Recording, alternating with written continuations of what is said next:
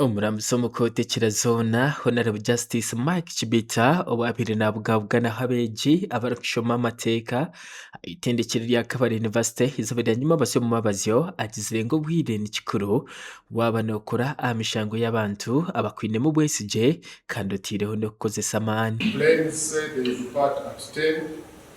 They don't care whether you come from Kabale or there is raining or jam. Once it is 10, the plane takes off. Anybody can keep time. We all can keep time.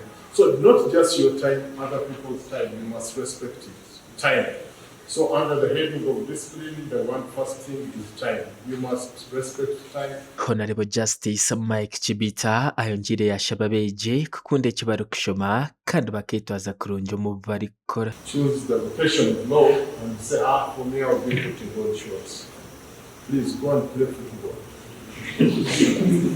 Yeah, presentation. The way we do our hair, the way we carry our documents, and that is the power of presentation.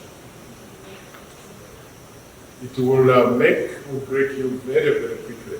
They say first impression is a lasting impression. Charlotte Kabaseke orukwebembere by'obwegyese bw'amateeka y'itendekero rya Kabale University asibire gavumenti ya Uganda ahabwo kubakwatiraho omu kutungura okushomesa by'amateeka mu itendekero eri kandi yashaba gavumenti kongera kubakwatiraho mu bintu bitari bimwe na bimwe. Sima bebembezi bitu ba Kabale University kosi bayambiraho gavumenti ya Uganda kongera kusapotinga n'ingashinga tukwatiraho tureba ngo nitwe twayegesa abaana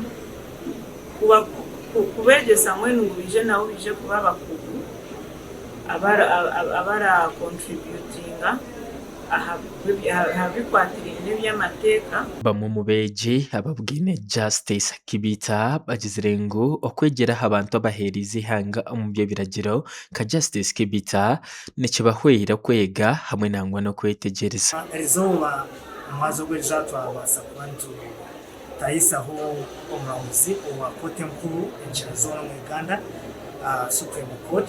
So yabaasa kuba na tusomesa ebintu bingi ningashi ari kutwegyesa kutokubaasa kukora ekyokubaasa kutiisa aho bari. Twashimira okureba Justice wa Supreme Court of Uganda twabaasa kwega ebintu bingi kuvuga ahariwe in the sector of law tumwe omuri byo ni discipline and time management and ebintu ebyomugasho, the most crucial things that one is supposed to have. Kabale University narimu amatendekero ga gavumenti agarikushongora abeegi omu by'amateeka kandi obwa hatiya abeegi abarikurenga omuri 10 bariyo nibatendekwa aha itendekero eri. Gashakwa Cosbert Amanya awa Tayari West omuri Kabale.